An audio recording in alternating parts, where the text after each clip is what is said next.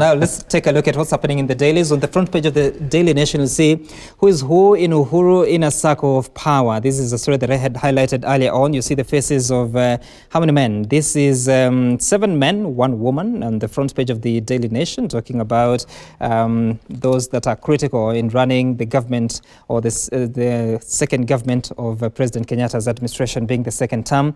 And I will be shortly talking about how he has performed. Then on the front page of the Standard, you see that Mudavadi stoned as Raila and Ruto stormed Kibra. And I just want us to pick a little bit on that, because yes, the by-election is, I believe, in a week's time or so. It's on the 7th of November. And page what?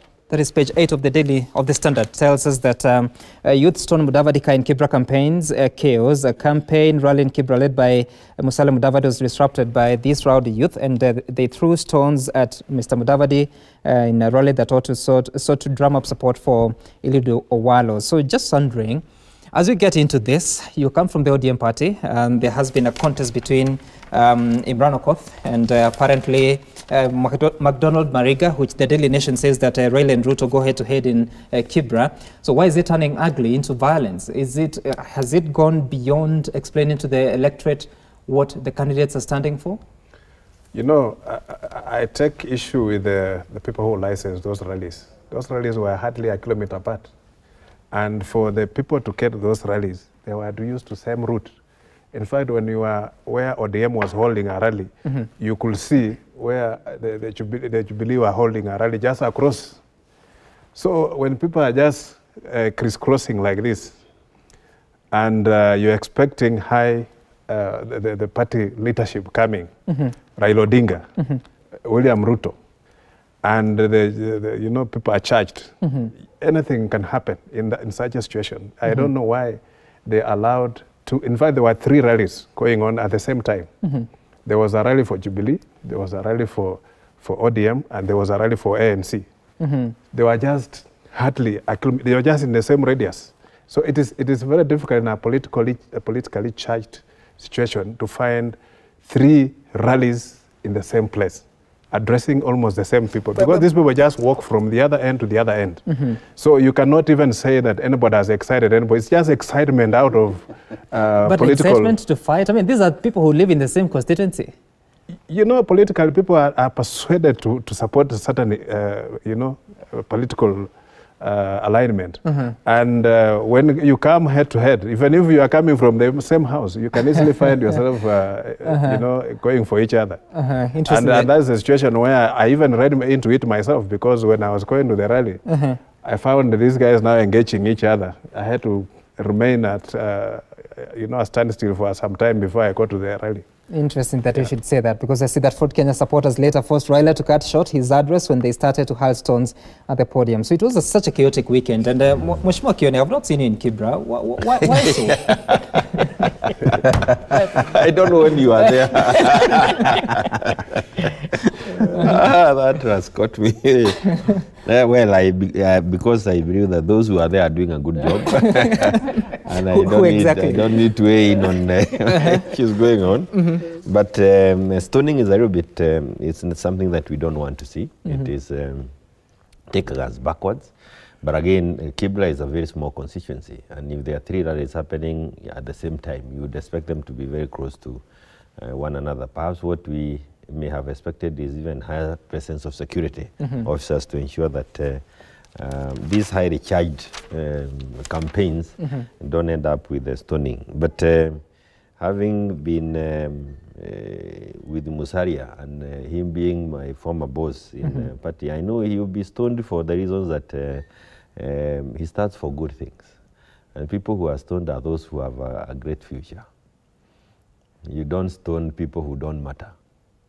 You only stone those who matter and who can cause difficulties to you. I believe he's a force to reckon with. Musalia or Eliud Owalo, who is the candidate in... Musalia, they say they stoned Musalia. They didn't stone Owalo. But of course, Musalia and Owalo at this time. If you read the statement, there's somebody saying here that if you cannot vote for Imra, yes, vote for me. Vote for Baba. If you cannot vote for Imra, vote for Baba, meaning that Imra and Baba is one and the same thing. Owalo and Musalia must be one and the same thing, and I believe Mariga and Ruto could be the one and the same thing. But I have been enjoying reading. Where is your support? You come from the Jubilee Party, I believe. My support is that we need a good candidate out of that place. What does that mean? We already have, are there 11 or 12 candidates? They will be joining us in Parliament, and we'll be happy to work with whoever comes to Parliament. Whoever comes. You're not going to voice who your support is in, despite having a candidate within the Jubilee Party. So, Abdikarim Mohammed, so it's clear, as he rightly reads it on that one of the papers, saying that if you can vote for Imran, vote for me, that is Raila Odinga. And people have said that this is a game or a contest between Raila Odinga and William Ruto. Is it so? And what is at stake in Kibra? Do they stand to lose because of such kind of connotation, or are they to gain whatever happens? I think so. I think it's really the storms gathering for 2022, and this is really the first shots of that battle. And there's a very strong push, especially from the DP side, to define the battle lines fairly early so that they can take on Baba and his team on the other side. I think it's unfortunate. I don't think we should really go into national elections very early. We just done one couple of years ago. It's time to settle down and do some work. But really, that's how it's shaping. I can assure you, whoever wins Kibra would really capitalize. If it retains, if it remains in ODM will confirm that they're still supreme in those sides. If it goes to Jubilee, and really it's the DP's wing of Jubilee, or ANC, then that will come out very strong. So it's really the politics of 2022 and the first shots for that battle. Okay, so how do we behave conducively so that you accommodate every person in that by-election? It's just a few days to go with the time remaining. Well, thank you. You know, the media has ably ran this notion that it is a battle between Right Honorable Raila Odinga and Deputy President William Ruto. That has also been said before when we had Ganda by-elections last week and also Garissa. There was a ward that was undergoing a by-election. In both places, ODM triumphed, but we have not said, therefore, that Ruto has lost any clout as Deputy President or Raila has gained more as a person. We just have to separate issues because campaigns, as charged as they may seem, at the end of the day, people would get a representative who they have chosen to occupy those offices. You have asked a fundamental question. What should we do?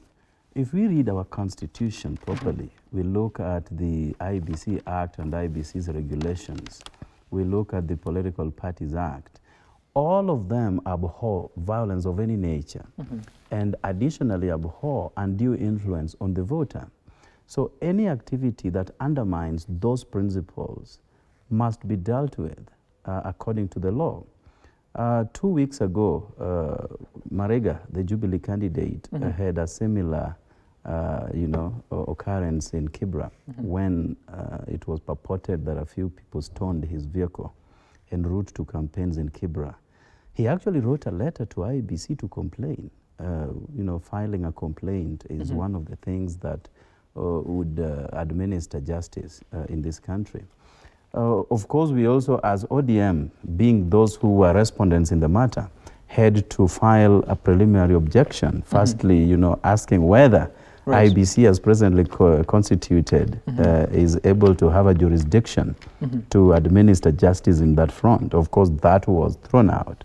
But because he did not follow the right procedure, his complaint was additionally thrown out, but was given an opportunity to file a fresh complaint, which he has never done to date.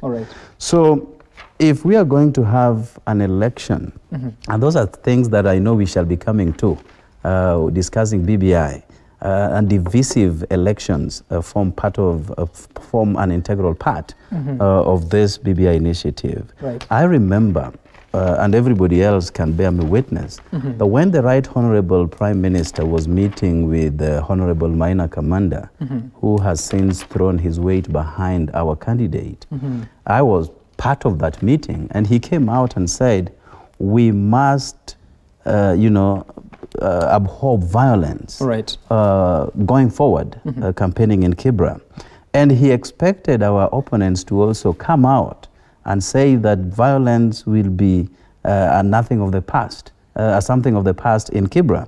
To date, no one has come out to dissuade this violence notion. Right. So, yes, ODM will then become a low-hanging fruit when it comes to blame games. We accept that, but in criminal law, and my brother here is a lawyer, there is one thing that is called, vicarious liability. That when you have found people stoning a vehicle, each and every person must be tried on his own merit.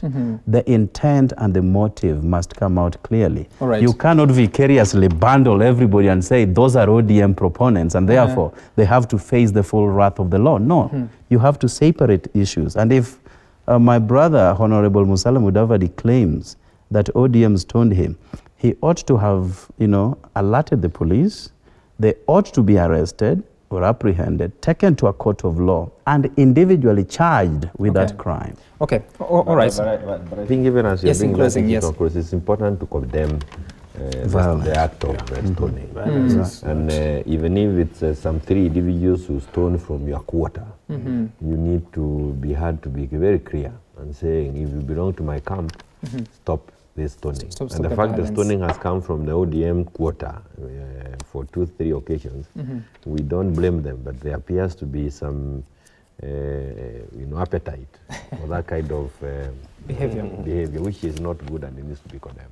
All right. Engineer Lazaro Kanyambok says that 3 rallies at a time in same area. I blame the police for permitting such thing. Otherwise, violence is outdated and wise backwardness behavior that should be condemned by all parties. There's someone else who was reacting to what Tim Wanyonyi said, that he does not understand how the rallies were to be held hardly a kilometer apart. And someone is saying Squad 1 team should have held their rallies outside Kibra. Of course, that gives you the indication of how small the constituency is. Very many voters that all these candidates have to go and seek their vote. So we take a short break. When we return, we'll be talking about President Kenyatta's second term. You'll recall that on October 26, 2017, there was a repeat presidential election, and thereafter, I believe it was a month later, he was sworn in for the second term, and he celebrated his 58th birthday on Saturday, I believe, and now we'll be looking at how has he performed despite the fact that there is BBI that we'll be talking about later on. Text us your views on 22422, Twitter at Citizen TV Kenya, at Sam Gituku. The hashtag to use is Daybreak. Back in a moment.